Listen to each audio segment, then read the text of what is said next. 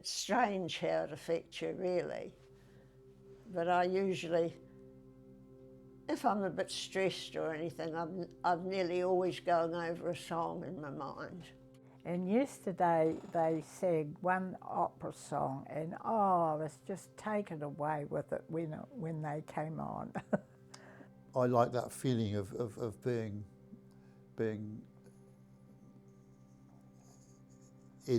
in love with the instrument and all that sort of stuff. It was really the thing I obviously wanted in life, and yeah, it became quite a passion.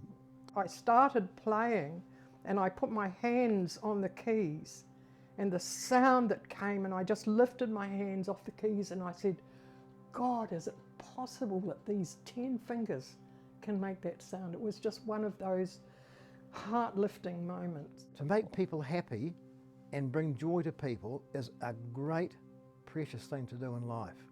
And that's what I love about it. And I reckon in this loopy world we're in at the moment, we need it more than ever.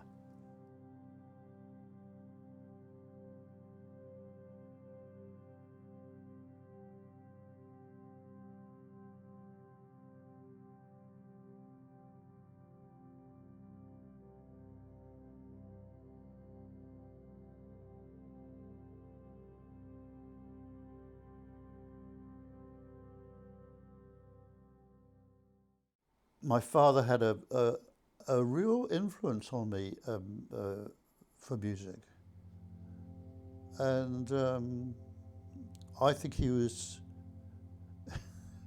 well. He was jealous of the fact that I liked playing the violin, because he found the violin very hard.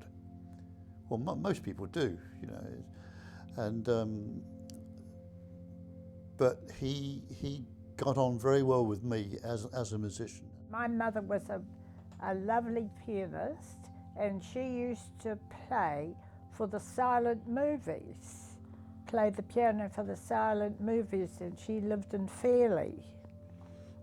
And I often wonder how her mother and father were able to afford to have her taught music, because there was no money in those days. So she was a lovely pianist. It's my father's voice, and he just would sing around the place, and I don't even recall what he sang, but I know he had a good voice. And church, I mean, you know, we went to church regularly and sang, of course, and I loved all that. I don't remember my mother particularly being interested in music, but I do know that she had an absolute thing about Inya Tebiata. That's my father's influence, because he was, when things were going right, he was singing, whether he was digging the garden or having a shower or whatever. My father, he was a good singer, a tenor, was in church choirs, and at that time the war was on, of course, and so there were many socials along in the East Taree Hall. They were the send-offs for the soldiers going away, or later on welcome homes, and so it was always ballroom dancing, and then there'd be items, and Dad was always one of the singers who would be singing there, you know, for the Scottish songs or whatever it was there that was there. So you got used to that, and then if we had groups around home, then the people would gather around the piano. My mum could play, you know, some things from back there. I was in a welfare home, and all us boys would sit on the home steps and just have an battered old guitar, and we'd just play. Some of the Māori boys from down the road would come down and they'd jam with us too. Yeah, just Kiwi kids doing what you do in the backyard. Nothing fancy, none of us had any money, so it didn't matter. Just, you know, your guitar was an old dunga, but we could make the strings talk, so that's all it took. I had 3 older brothers, and back when I was a boy, the mouth organ was a huge thing. Young people won't know that now because you never see a mouth organ, but back in the 40s, 50s, 60s, mouth organs were big. And they were in a mouth organ band, and they had a uniform and all the rest. And it's always a regret of mine because I was only about, I don't know, 11 or 12 or something. So I never learnt to play, and I've always wished I had, because it was just a wonderful thing. When I hear mouth organ music now, I think of my brothers. My interest in music probably started with my father, because he played a harmonica mouth organ, and that's the one with the half note. They had a little trigger, and as opposed to the little wee one like that. Mum had a pedal organ, if you know what they're like, the old pedal organs, and every Sunday evening, and it wasn't picked because it was Sunday, I don't think. I think it was just picked because we were all there together, and we'd have a session with Mum playing a lot of the more popular Presbyterian songs and hymns and things, and we always sang for quite a while, until my oldest sister started going out on her own and not staying home with us. But we always did that every Sunday evening. After tea was over and everything, we'd have a sing-song. I think the family had the standard record player, which was a combination radio and a record player that you could stack things up, but my mother liked Mario Lanza and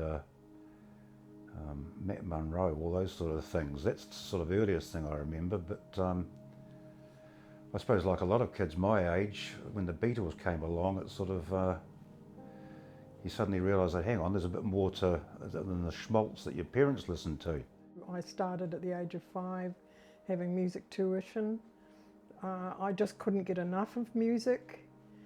I was very fortunate that my mother had been a pianist and a musician, and although she died before I even knew her, when I was 8.5 months old,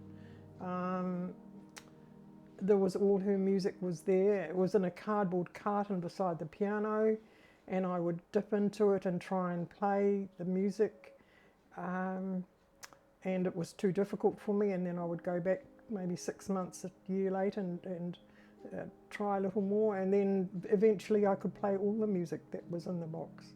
At the age of 7, my mother approached a very good teacher in Mosgiel, and she said, "Oh, I don't usually take people till they're 9, but I'll see." So she agreed to take me at 7. So that was interesting there, and she was a very strict teacher, but very good. They got very good examination results and everything else. No, you couldn't have asked for anything better, but you learned a little bit in fear. I started learning the piano because I'd gone to learn recorder. I don't know why I'd gone to learn recorder, and I don't know why I went to a convent to learn recorder. But there was a psychotic nun who used to teach me, and if you made a mistake, she used to tap you with a ruler on your hands. I was very pushed by my mother and sister, really, and they would make me go into the competitions, even when I was at primary school, into the local competitions, and then I'd carry on when I was at secondary school and do the same, and that was in Invercargill. And then I came to live in Wellington because that's where the New Zealand Opera was, and I got work with them for quite a long time. I just was able to do it. I wanted to practice. It wasn't an effort. I wanted to get better because I could do it. I mean, it's like any kid doing anything. If you can't do it, it's hard going. But I could, and I was encouraged by my teacher, whom I liked a lot, and I think she liked me because I could do it. It must be quite hard teaching kids who don't want to be there, and I certainly did. Started when I was 8, and I remember going to the first teacher I had was the convent in Timaru. I had a lovely nun there that taught me, yes, and I always liked to practice. Mum didn't have any trouble getting me to practice, so I enjoyed learning the piano. Then I learnt the guitar, and in that era, everybody, we played rugby, we went to the rugby sheds afterwards and got onto the booze. And I can remember passing around, everybody seemed to be able to play 3 chords, 10 guitars, green grass at home. And some English guy came over once and he said he was amazed that we could all play.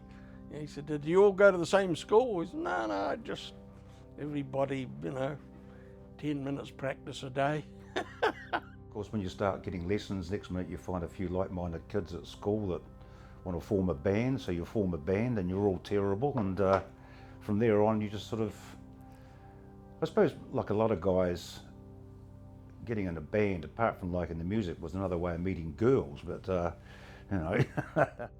The earliest memory is of one of the old boys saying, "Boys, sometimes all you need is a guitar and a voice. If you can make people feel something, not hear it, you're doing okay." Kia ora, boy. That's what he said. My first inklings to play music was actually to want to play the viola, and but I did a lot of violin playing, an awful lot. I went round the county playing the violin, playing solos and things like that, and yeah, I must say I enjoyed playing for and with people. I think probably at the age, it might have been 12, they had sections competition for song and accompanist, between 12 and 14, 14, 16, 16, 18. So we entered with those, and that was when I thought, now this is what I really like doing, because I think one of the things was I didn't feel so conspicuous, because I thought they're watching the singer or something, and I'm just there to play. Back in 1988, I came across an advertisement somewhere, and I've forgotten where it was, about this barbershop chorus that some guys were hoping to put together. And up until then, I've loved music all my life, but I'd always liked barbershop because I'd heard it just on the old 78 records, and I loved the close harmony of it, so I thought, I'm going to go along to that.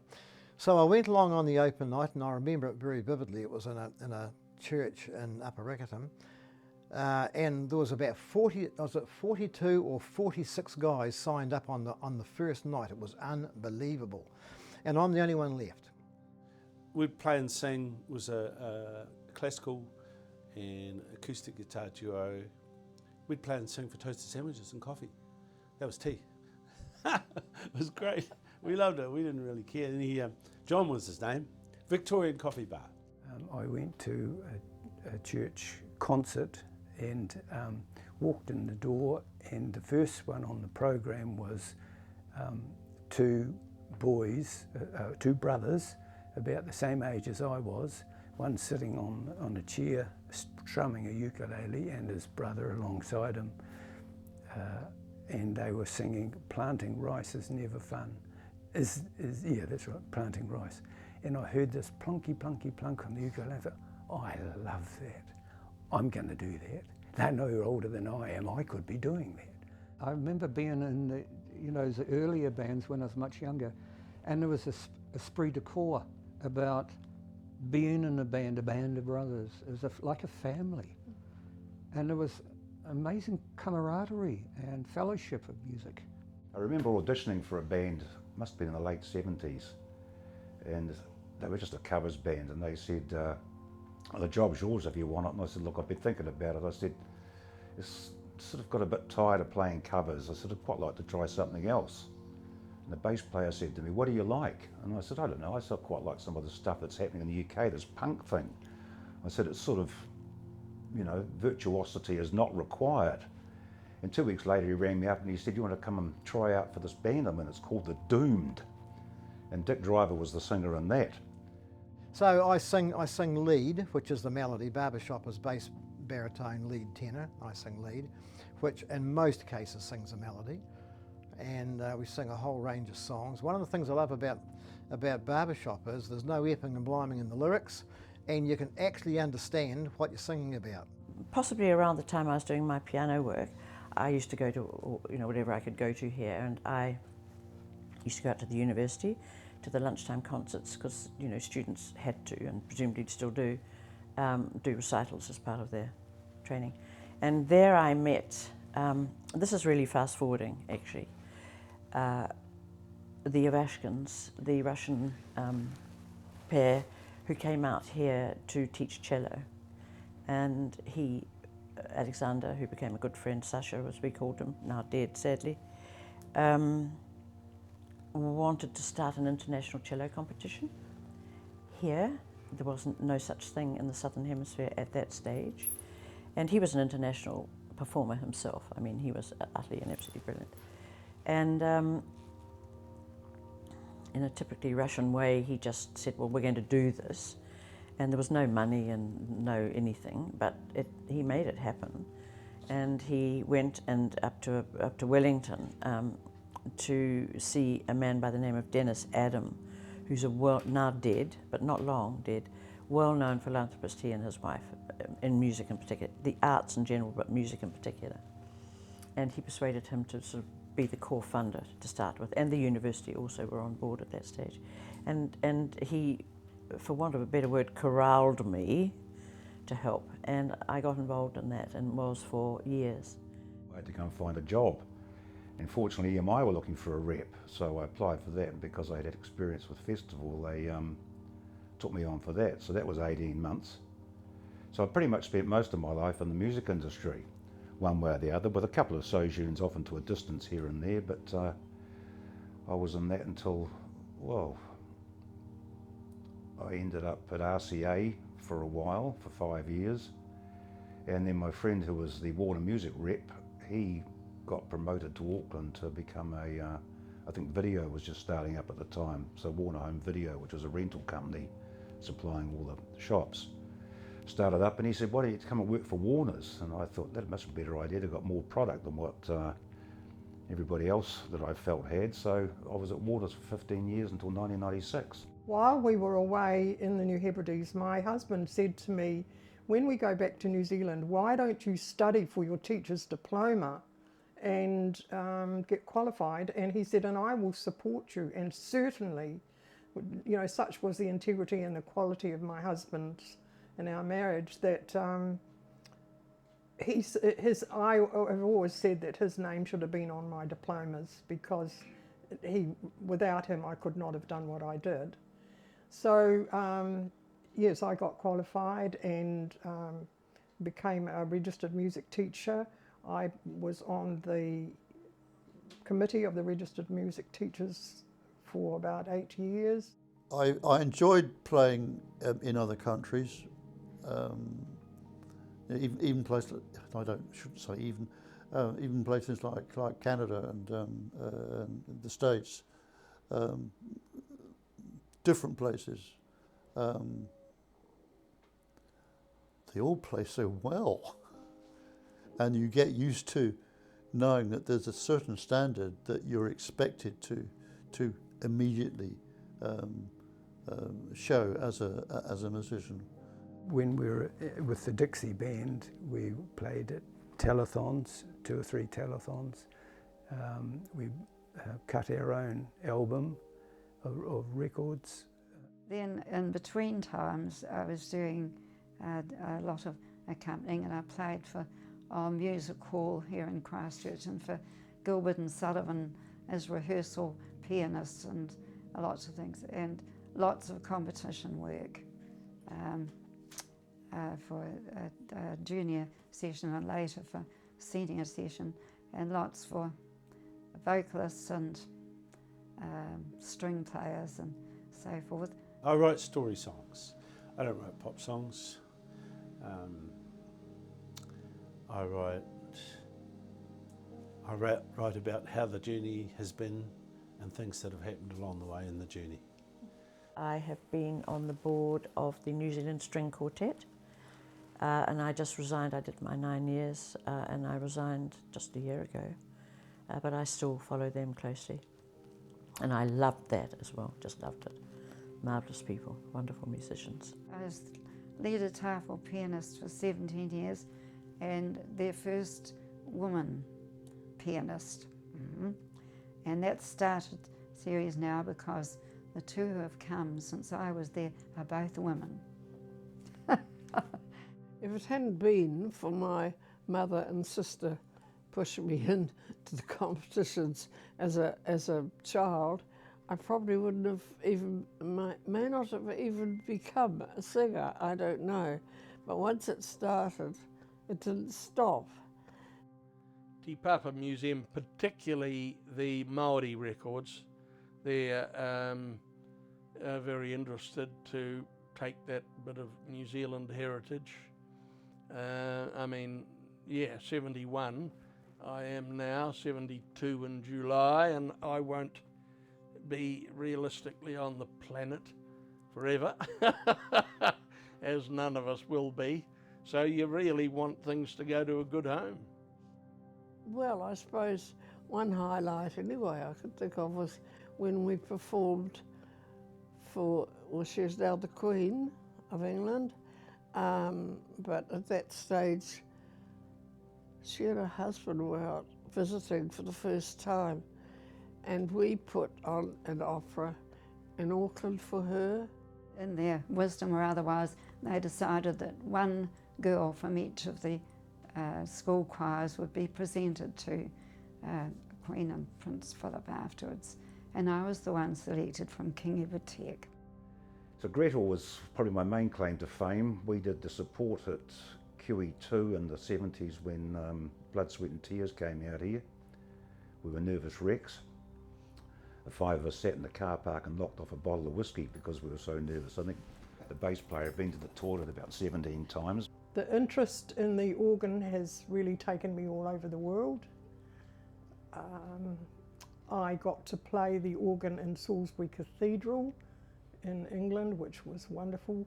I also went to the Philippines with a family connection at one stage, and there is a unique organ in Manila at a place called Las Piñas, and it's the bamboo organ, and I got to experience that and play that, so that was quite a unique experience. I was in Belgium, and we went to Passchendaele, and a friend of mine in the chorus, he happened to be there as well, and we went to Thymotic Cemetery where a lot of Kiwis are buried. And there was a tour group there from Australia, and we suddenly picked up a Kiwi voice amongst it, and there was one old guy on a walker, and amongst about 30 Australians. And he said, "Oh," I said, "You're Kiwi, are you?" Oh, he said, "I'm trying to find where the name of my great uncle, and I can't find it." And I said, "Well, I'll find him for you. What's his name?" So I went over to the computer and I found him in no time at all. His name was up on a wall. So we went over there with this old guy, and John and I sang Pokari Kariana for him. And this old guy was in tears. That's a highlight. I can remember the first time meeting one of Hunter's friends. I think we'd been to a party or been to some function anyway, and we gave him and his partner a lift home, and something was said, "Oh, that's right, there was a violin sitting there." And I said, "Oh, who plays the violin?" And he said, "I do." 2 o'clock in the morning, I was singing Ave Maria with him playing the violin. And afterwards I thought, and we weren't drunk. Oh, Susie Quattro. We also did the support for Susie Quattro in the town hall, and that was interesting as well. But that's a couple of highlights, but there's been many other ones.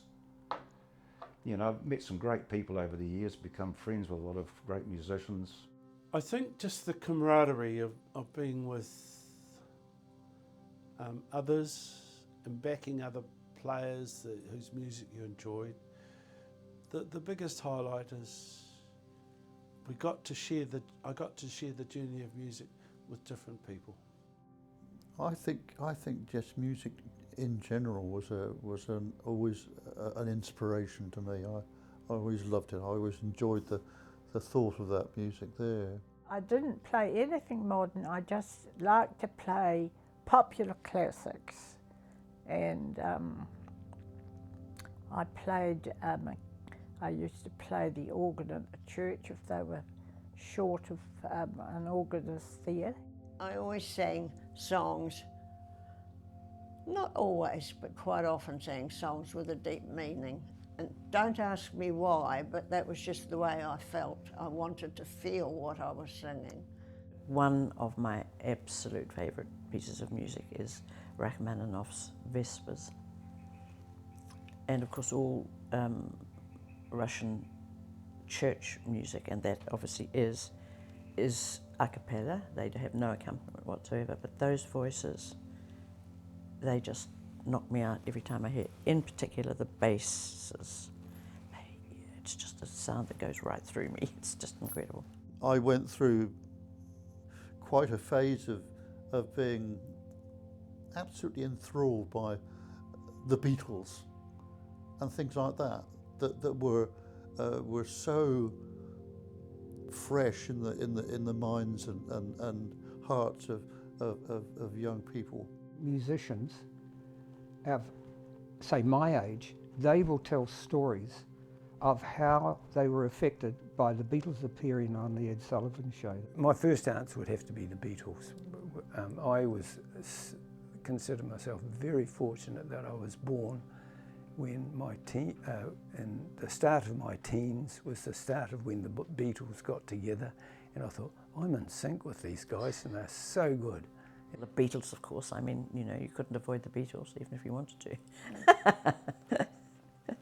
A memorable moment, I mean, many, but my earliest one is going to see the Beatles here in Christchurch at the Majestic. It was a picture theatre, and they had to use a big place rather than all the groups and performers used to go to the Theatre Royal, the Isaac Theatre, and that was too small for the Beatles, and they had 2 sittings. I think a 6 and an 8, and I went to the 8. And I can still remember every song, the whole, it was just indescribable. It was very noisy, not the band, but the screaming. I think I screamed as well. I'm pretty sure I yelled. You just couldn't sit still and not, you know. But that was colossal. It was so exciting. The people in an orchestra are quite different in so many ways to who you think they're going to be. They're not very established as human beings, but they certainly are established as different people in the music world. In the music industry, from when I started, which was all about the music, in the 90s, the marketers, merchandisers and accountants, bean counters I'd call them, all took over. They foresaw that there was a chance to make some money. So the music people slowly got sort of pushed out, which is a pity because the music people are the ones that started it in the first place. The power of the teenager started calling the shots to who's going to make the #1 hit record this week or this month. Yeah, and the other thing that came in, of course, was the karaoke. And every Joe Bloggs had had a couple of beers, wanted to sing Shero Moana Marie, and the crowds, they have it down here on Friday nights, and yeah, it's actually better than having one guy playing the guitar slightly out of tune and the crowd love it because it's their mates who are singing. So yeah, karaoke changed it, the 10 o'clock closing changed it, the food, alcohol licensing things changed. But yeah, that gets back to the thing of nothing stays the same. You know, playing is just great. You know, some nights at the Blues Bar on Sunday nights when Barb and I were playing there was the bar lady, a guy in a wheelchair and a drunk, and us two. And it was, as I used to say to Barb, I said, we've really made it now, haven't we? I mean, sometimes when you play, you just have to play for yourself because, and it's not easy to do because you need to be able to play to 2 people as much as you'd play to 100 people. If you're going to do it, you know, it's a dedication thing. It's just me being me. I understand that people enjoy what I do. I'm thrilled that they do, but I don't actually do it for them. I do it for me. And that may sound kind of selfish. So I'm just as happy at home here in the room playing as I am at an audience. Having an audience helps. By the same token, it does it because it gives you something to feed off. But it's not the reason why I do what I do. Having that box of music by my piano was like a gold bar, and the sadness, as I have taught over the years, is to realise that so many of my students don't have this. And so I have tried to encourage the parents when it comes to birthdays and Christmas, not to give the child some toy, but to buy a piece of music, and I advise them, you know, what to get. And so try and expand the child's experience of music as much as possible. It's funny, isn't it? Why do you like doing it? Acceptance? Appreciation? It's just funny what people, you know, what attracts them. I learned a couple of songs I've had a 12-string for 30 years, hardly ever used it. Hauled it out a while ago and learnt two things from the 70s. One was Thank You by Led Zeppelin, and the other one was The Wizard by Uriah Heep. Both of who are bands I'd played rock songs, but these were two just acoustic sort of songs that I did. And a woman came up to me after I'd done them, and she said, "Thank you for helping me relive the 70s." So little things like that, and people sort of say, "I like your music," or "I like your song." That's probably why you do it. It's just the thrill of singing with organ and orchestra and the choir and you know, good choirs like that, and they were great. And the shows that were put on by the musical people, they were all fun, and you know, the rehearsals and all that sort of thing. The chorus is my second family. It's just as simple as that. And there's about 50 of us in the chorus. It's a feeling of completeness. It's a confidence. It's in producing something that is beautiful. Brought people together, they singing gospel music. We brought people together sitting around a campfire, you know. You see it at sing-alongs at folk clubs. You see drunken people lurching along to Achy Breaky Heart at a wedding. Whatever, you know, but it does bring people together. It's a social thing that you're meeting like-minded people as you are. That is, you enjoy hearing the human voice, and when you get 90 or 100 odd together, that can produce some pretty evocative sounds. A lot of my musical memories are from around Christchurch in that time and place, just playing in divey old pubs, you know. That was it. That was, yeah. And it was only, even then, for me, it was always just about the music. It's never been about anything else. Never been about ego, pride, or any of those things. Just a natural love for a good melody or a good riff. I always get much more pleasure out of performing with other people, mostly more than playing solo work. It just happens, you know. And I mean, it's always happened. I always, wherever I worked, I was singing along as I was doing things and everything like that. And you don't even realise you're doing it, I don't think, half the time. I do play, and I open my back door so that people can hear me. It can take over your life. So it's not always what you want, but you do it because you really do love it.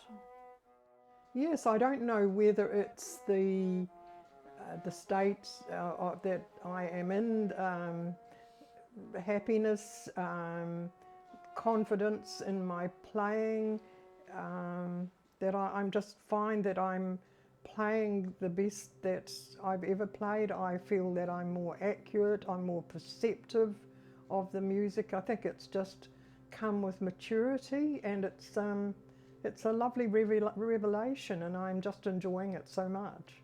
I'd just say to young people, just go for it. You only live once. If you don't believe in reincarnation, which I don't, then you're only here once. Do it. Do it. Get out of your comfort zone and do it. And if you find after a while you don't like it, it's very simple. You just stop doing it, you go and do something else. But give it a go, guys, give it a go. Just believe in yourself. You have to believe in yourself. Know that you know that you know that what you choose to do, you would choose to do irrespective of circumstance. Just love it and keep going, and don't be put off by anybody. To never give up. Yes, never give up. If you get something you think, have a go at it. Do it now while you're strong and young and want to do it. Try and be as honest with yourself about your desire to play an instrument as you can. If you really want to play a certain instrument, I'd really go for it. That there are no shortcuts, that you just have to practice, practice, practice, practice, practice. If you play an instrument or you do any kind of musical pursuit, practice. Attend to it. Attend to it. You know, do it. The second thing is take it serious. Take it seriously, not yourself. Don't take yourself seriously. Don't overdo that. But take the music, take the craft, take the pursuit seriously. And make lots of friends. Half of me I'm a Gemini, so half of me say, listen, if you love it, go for it. You may have to starve, you might not be able to find somewhere to live, but if you have a self-belief that you feel strong or people support you, go for it. But you may need to modify it and have a day job, and then consequently, if you can do music in your spare time, you may end up enjoying it more. It's a hard one. Hard one to know what the right answer is. But you know, never give up on a dream, I think is probably the main thing. And you've got to be disciplined, so that you haven't got to be hounded to, to go and do your practice. You do it because you want to be better yourself. I think that's the main thing. And goodness, there's so many opportunities today when you think of the youth work that's going on, and you can learn almost any instrument, from a school of music and that sort of thing. So many things that weren't available in my day, to that there. So if you've got the ability and the discipline, and you really want to do it, it's a wonderful time for young people.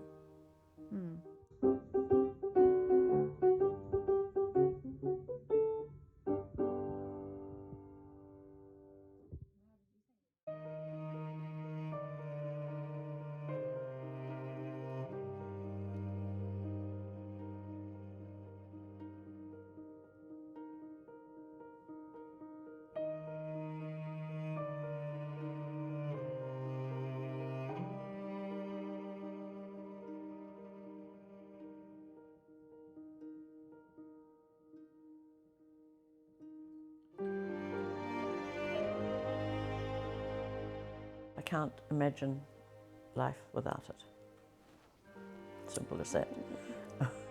That fellowship of playing music together, that never leaves you. It just doesn't leave you. No, it's been a lot of music. It became quite a passion, the violin especially, and this was before the viola, and it still is I still love the violin. When everything's going right, I find myself singing, and can be a bit louder than some people might like. Your heart soars when you're singing, no doubt about that, even if I don't always get the notes right. Here I am, 70 years of age, probably enjoying it as much as I ever did when I was 11, playing in the steps of the welfare home. Didn't matter. I loved it then, love it now.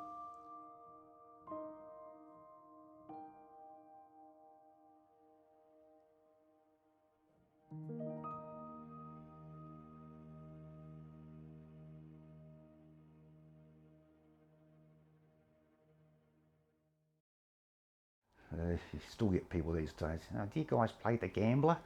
Go away. No, we don't.